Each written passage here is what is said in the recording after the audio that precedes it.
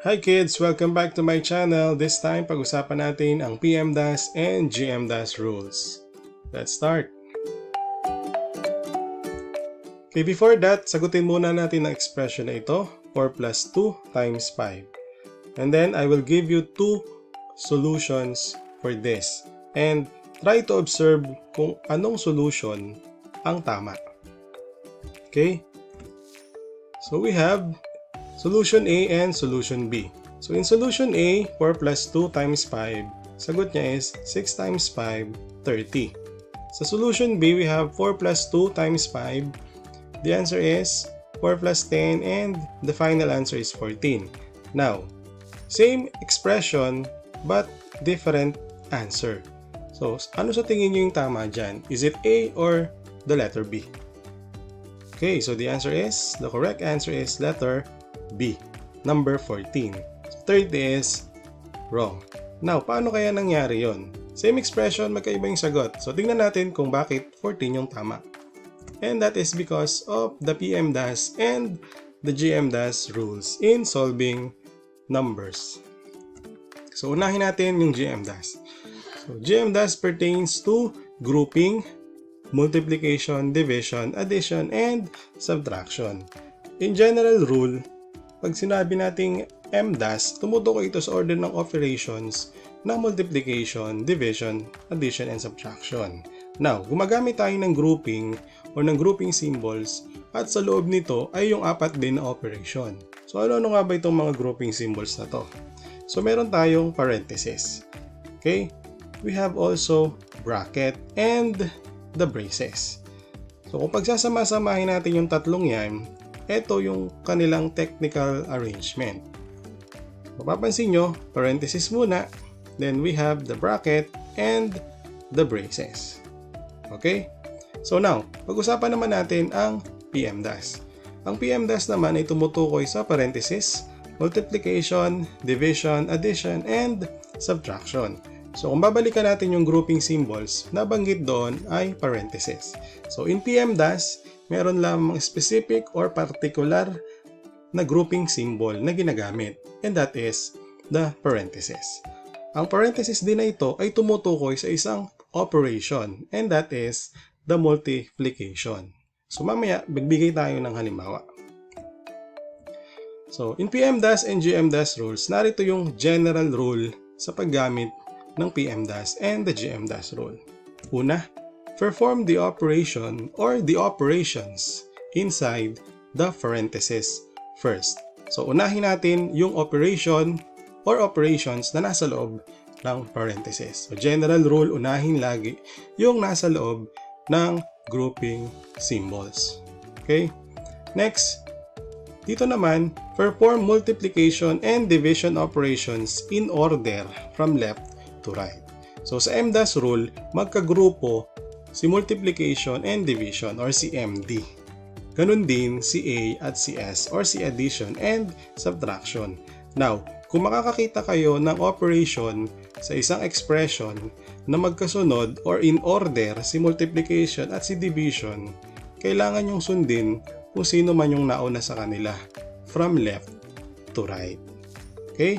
So, ganun din ang kay addition and subtraction. So, perform addition and subtraction operations in order from left to right. So, dahil magkagrupo si addition and si subtraction, kung sino ang mauna sa kanila, tandaan, pagka magkasama lang sila or pagka magkasunod or in order. So, kung sino yung nasa unahan, sundin natin, that is the general rule na left to right. Okay? So, magbigay tayo ng isang halimbawa para maging malinaw. Okay?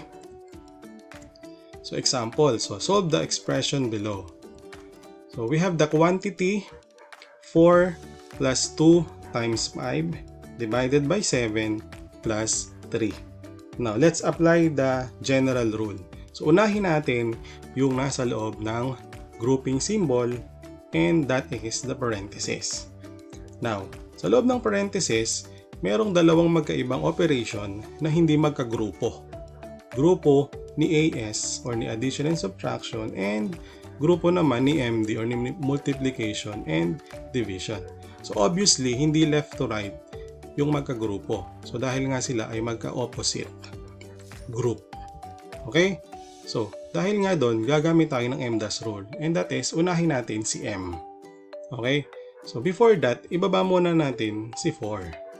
So, we have equals, open, parenthesis, 4 plus.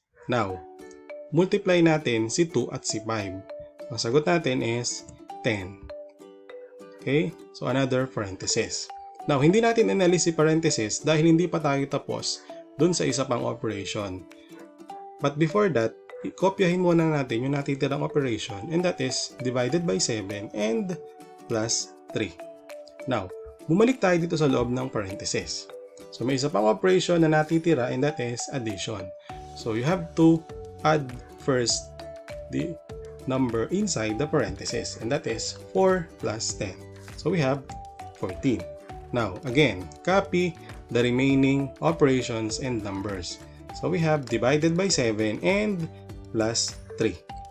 Now, opposite symbol pa rin ang grupo ni MD at ni AS. So, doon pa rin tayo magbabase sa Mdas. And that is, mauuna si division. So, 14 divided by 7, we have 2. Then, bring down the other operation, and that is plus 3. So, obviously, isa na lang yung natitira nating operation, that is addition.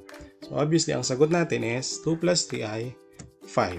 The final answer is 5. Okay, isa pang halimbawa. So, 200 divided by 2 times 5 minus 120 plus 5. Now, all operations are present. Now, dumako tayo dun sa magkagrupo.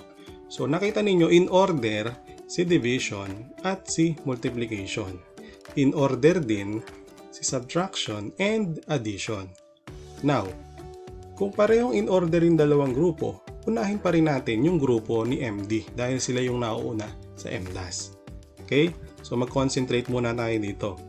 So, dahil in order nga, si division and si multiplication, unahin natin si division. Okay?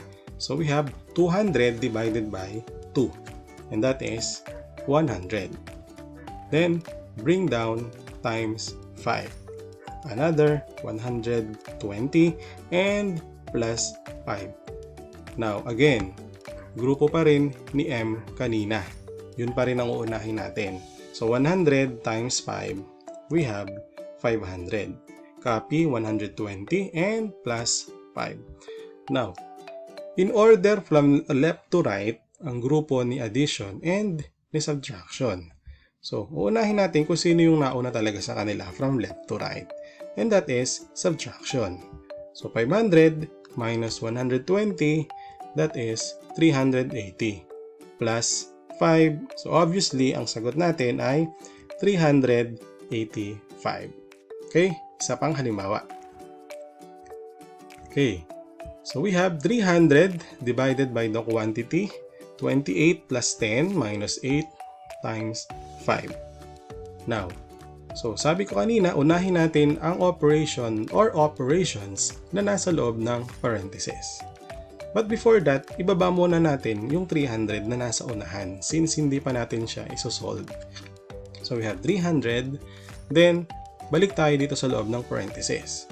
So 28 plus 10 minus 8. So in order ang operations na nasa loob, addition and subtraction. So unahin natin si addition. So 28 plus 10, we have 38.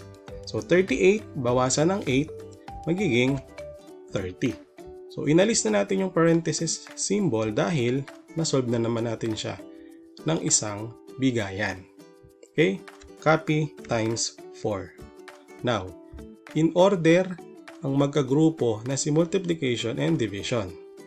So, unahin natin kung sino yung talagang nasa unahan from left to right. So, that is division. So, 300 divided by 30, the answer is 10. Okay, now copy times 4. So, obviously, 10 times 4, the final answer is 40. Okay, one more example. Okay. So, 22 times the quantity, 12 divided by 3 minus 24 plus 45. Okay, so gaya ng sinabi ko kanina dun sa unahan, ang parenthesis ay tumutukoy sa isang operation and that is multiplication. So kung mapapansin nyo, wala tayong inilagay na multiplication symbol kasunod ng 22. That is because parenthesis ay tumutukoy pa rin sa operation na multiplication.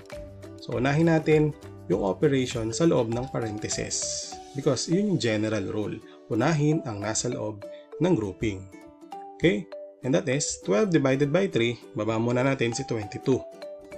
Now, sunod natin yung 12 divided by 3, and that is 4. So, ginamit natin is multiplication dahil nga dun kay parenthesis. Now, minus 24 and plus 45. Okay, so sa Mdas rule, una pa rin si multiplication. So, 22 times 4, we have 88, then copy minus 24 and plus 45.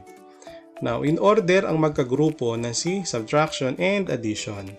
So, general rule, left to right. So, 88 minus 24, we have 64 and plus 45. So, the final answer is 109. Okay? So, that is for our Pmdas and Gmdas rule. Okay, thank you for watching. Please subscribe, like, and share na din po para malaman ng ating ibang mga estudyante. Okay, bye!